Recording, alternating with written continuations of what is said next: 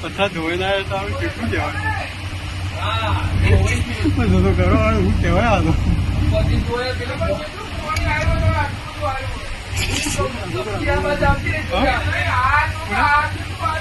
અરે ખરી હું ટ્રેક્ટર પાછી ગયેલો હશે એવું જ લાગે છે ટ્રેક્ટરમાં છે ને ટ્રેક્ટરમાં છે કદાચ આખો તૂટી ગયેલો છે